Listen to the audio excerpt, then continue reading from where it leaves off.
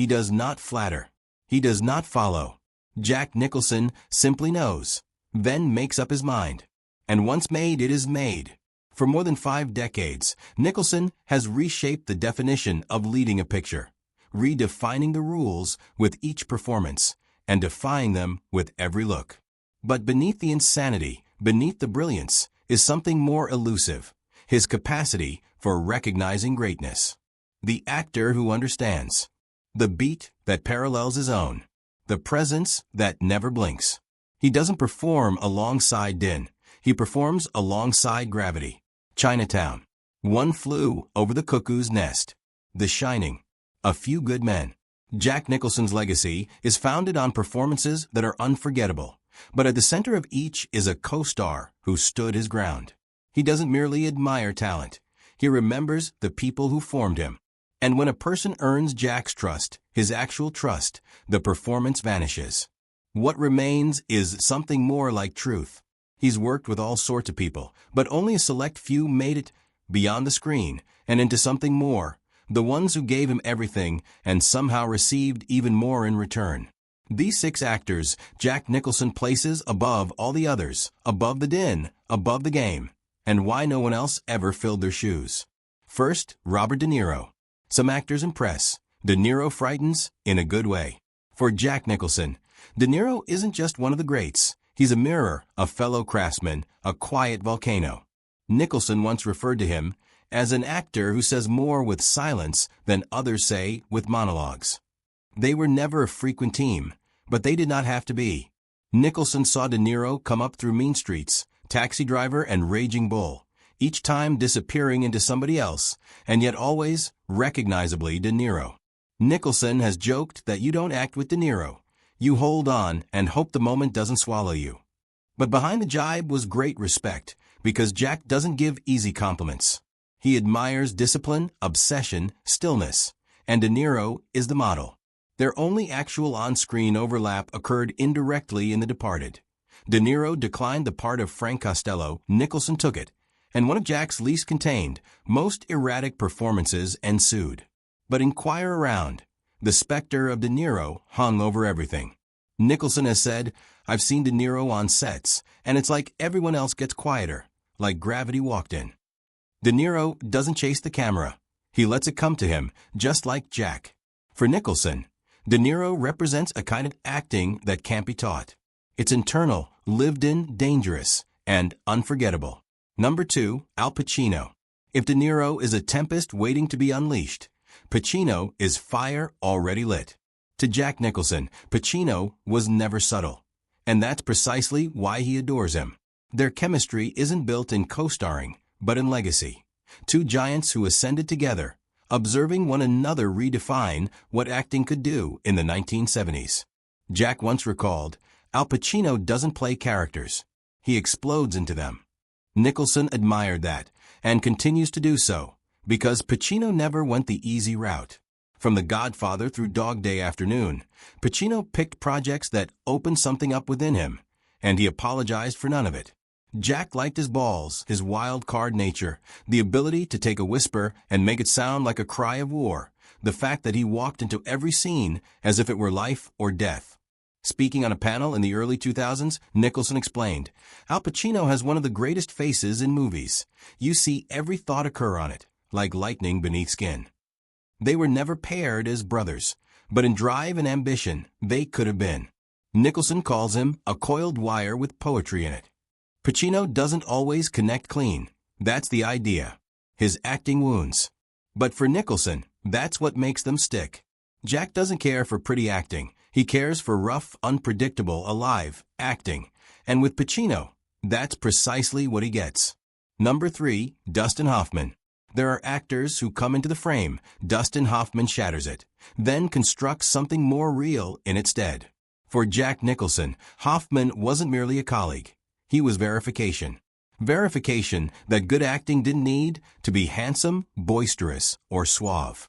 It might be nervous, hurt, cutting, and shaking with life.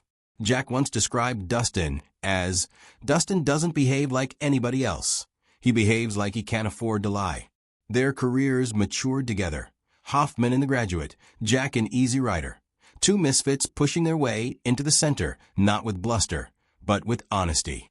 Nicholson loved Hoffman's bravery. The way he made ugliness cinematic, the way he divested himself of vanity and offered you everything, even when it wasn't pretty. Nicholson chuckled at a round table in the late 80s. Dustin's the one who'd practiced the word hello 200 times, so it sounded like it had a childhood. But beneath the joke was admiration. Hoffman didn't act parts. He cut them up, inhabited them, and delivered the audience something raw. Jack revered that. They never appeared together on screen, but the respect was mutual. Two performers from the same blaze. Two different flames with the same heat. For Nicholson, Dustin Hoffman wasn't merely one of the greats.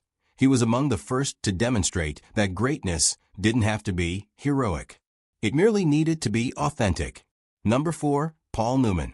Certain actors act with their voice. Paul Newman acted with silence. To Jack Nicholson, to whom the rest of us were mere co-stars, Newman was not an actor at all, but rather the sort of fellow who made you believe in restraint. In an industry full of bombast, Newman was a slow burn, concentrated, steady, rock-solid cool. Jack once remarked, Paul didn't behave like a movie star, and that's the reason he remained one for 50 years.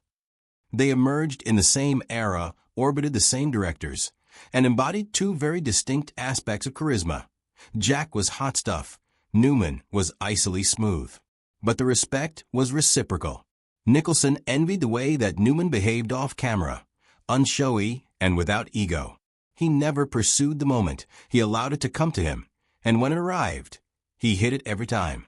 In a 1990s interview, Jack remembered seeing The Hustler in theaters and saying to himself, he's doing almost nothing, and it's absolutely everything. Jack never required flash. He required honesty. And Newman delivered that in spades. Off-screen, it was no different. Nicholson admired Newman's refusal to get swallowed up by Hollywood. He drove cars, donated millions, remained married. Jack once described Newman as the guy you'd want to be when the cameras stopped rolling. For Nicholson, Paul Newman embodied something that was rare: grace under pressure, strength without bluster. He wasn't only a favorite, he was an example of how great acting and great men are supposed to walk. Number 5, Marlon Brando. Some actors perform. Marlon Brando redefined the very concept of it. To Jack Nicholson, Brando wasn't only a hero but a storm system, an act of nature who redefined what screen presence was: vulnerable, dangerous, beautiful, and broken. They weren't only colleagues, they were neighbors, actual ones, residing on Mulholland Drive, yards from one another, providing fences and occasionally feuds. But underlying all of it was a profound, reverent respect.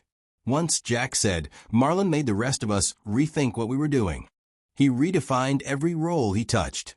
They did finally share the screen in the Missouri Breaks, 1976.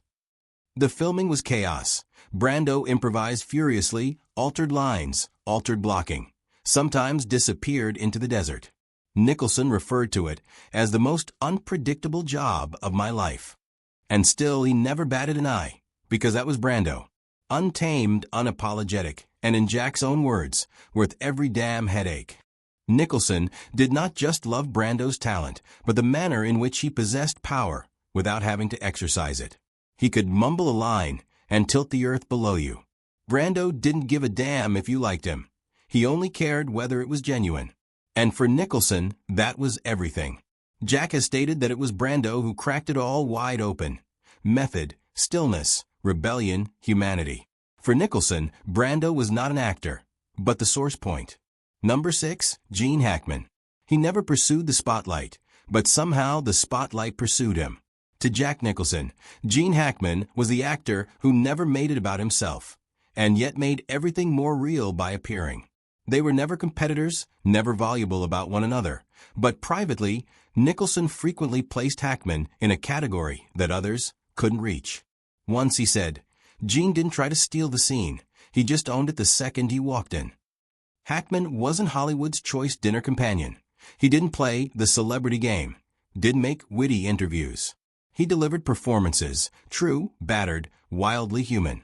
Nicholson had a deep respect for that, because Hackman wasn't acting to be loved. He was acting to be real. They met on the award circuit, sometimes at a table, not often on screen together. But asked in the 90s which actor he'd trust with any role, Nicholson didn't blink. Gene Hackman. He referred to him as a blue-collar genius. No glitter, just reality. For Nicholson, that was important. No tricks, no gimmicks, just skill, toil, and gut. Hackman reminded him of the job in the old days, before agents, press junkets, and product endorsements. Just the job, just the truth. And in a town based on fantasy, Jack Nicholson never forgot the few actors who didn't pretend. Gene Hackman, for him, was one of the last of that breed. Nicholson doesn't speak about favorites. He speaks of truth. Unvarnished, off-the-cuff, unforgettable truth. Sometimes it's a scene, sometimes it's an entire life. But in either event, these 6 actors gave him more than performance. They gave him something to believe. From their chaos, he found clarity. From their stillness, he found peril. They didn't stand with him, they stood on their own. Jack Nicholson doesn't admire polish, he admires presence. And the ones that provided that to him, he never forgets. Their names might not pack his interviews, but they inhabit his rhythm, scene for scene, frame by frame. Thanks for watching, and subscribe for more legends, more stories, and more from behind the frame.